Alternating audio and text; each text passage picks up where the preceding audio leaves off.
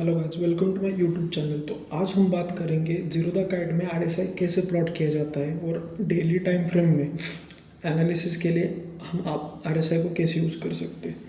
तो ठीक है, शुरू करते हैं। तो आरएसआई प्लॉट करने के लिए आपको पहले यहाँ पे इंडिकेटर पे सिलेक्ट करना होगा।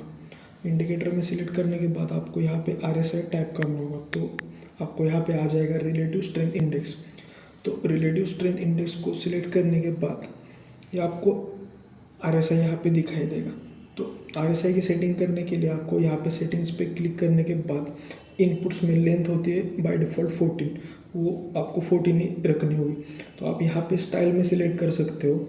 तो यहाँ पे अपर लिमिट का कलर और अपर लिमिट की प्राइस आती है और लोअर लिमिट का कलर और लोअर लिमिट की प्राइस आती है।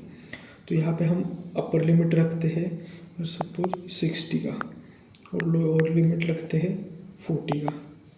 ठीक है, तो आप यहाँ पे अपर लिमिट का कलर चेंज कर सकते हो और यहाँ पे आप लोअर लिमिट का भी कलर चेंज कर सकते हो। तो ठीक है, तो ये सब होने के बाद आपको ओके पे सिलेक्ट करना होगा। तो ये आपको यहाँ पे आरएसआई प्लॉट हुआ दिखाई देगा।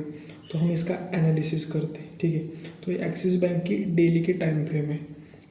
तो आरएसआई आपको एनालिसिस करने के लिए फर्स्ट आपको डिमांड और सप्लाई जोन मार्क करने होंगे। ठीक है, तो ये एक्सिस बैंक का मेजर सप्लाई जोन था यहाँ पे। तो पहले यहाँ पे आरएसआई था नियर अबाउट 60 के ऊपर, बाद में एक कंटिन्यूसली डाउन ट्रेंड में चला गया यहाँ पे। ठीक है, तो बाद में आरएसआई ने यहाँ पे एक बार 40 को सपोर्ट लिया इस टाइम फ्रेम और बाद में ये प्राइस एक्शन ऊपर चली गई। ठीक है, तो ये बेसिकली यहाँ पे आपका सप्लाई जोन था। ठीक है, जब प्राइस यहाँ पे सप्लाई जोन में आती है तो ब्रेकआउट होने के बाद बड़े मोमेंटम के चांसेस रहते हैं। तो आरएसआई आपको एनालिसिस करने के लिए फर्स्टली आपको देखना होगा कि ये जब 60 क्रॉस करते हैं तो प्राइस एक्शन क्या बनता है। ठीक है, तो एक्सिस बैंक ने यहाँ पे डेट क्या है 28 अक्टूबर को ये 60 ऊपर क्रॉस किया। तो यहाँ पे मेजर मैंने बताया था कि यहाँ पे एक सप्लाई जोन था। ठीक है, इस प्राइस रेंज में, और आरएसआई ने भी ऊपर 60 क्रॉस किया। तो ऊपर यहाँ पे 60 क्रॉस करने के बाद यहाँ पे प्राइस एक्शन ने नियर अबाउट 520 के ऊपर ब्रेक दिया और आरएसआई कंटिन्यूसली अपवर्ड में गया और प्राइस भी अपवर्ड में गई। तो ठीक है, आपको क्या करना होगा, जब कभी भी कोई स्क्रिप्ट आरएसआई 60 के ऊपर आती है तो आपको बाइंग पोजीशंस ढूंढनी पड़ेगी, और जब भी वो 40 के नीचे जाती है तो आप उसमें डाउन ट्रेंड ढूंढ सकते हो। तो ये आरएसआई का सिंपल एनालिसिस था। तो इस स्क्रिप्ट में आप देख सकते हैं कि आरएसआई ने 60 क्रॉस करने के बाद प्राइस ने कैसे मोमेंटम दिया। तो ठीक है, तो आप हम एक स्क्रिप्ट देखते हैं कि जब इसने 40 ब्रेक किया तो क्या होता है। तो स्क्रिप्ट लिखते हैं एशियन पेंट का।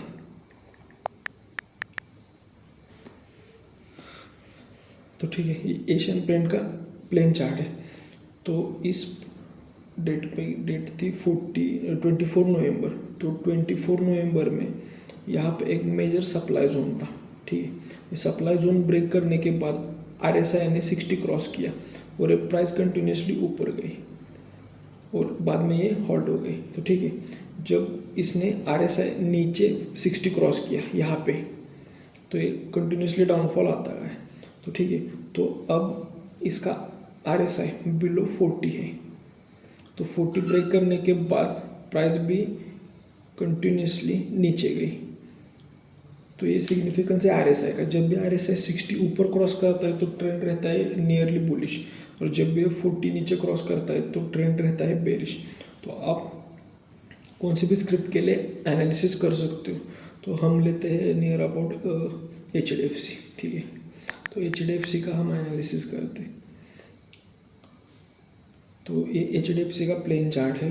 तो यहाँ पे आरएसआई ने 60 ऊपर क्रॉस किया तो मेजर यहाँ पे एक एचडीएफसी का सप्लाई जोन था। हम अगर यहाँ पे, ठीक है, यहाँ पे एचडीएफसी का सप्लाई जोन था। जब एचडीएफसी ने सप्लाई जोन ब्रेक किया तो आरएसआई 60 के ऊपर गया और प्राइस एक्शन भी कंटिन्यूसली ऊपर ही चली गई। ठीक है, तो ये आप आरएसआई का इस तरह से एनालिसिस कर सकते हैं कोई भी स्क्रिप्ट के लिए।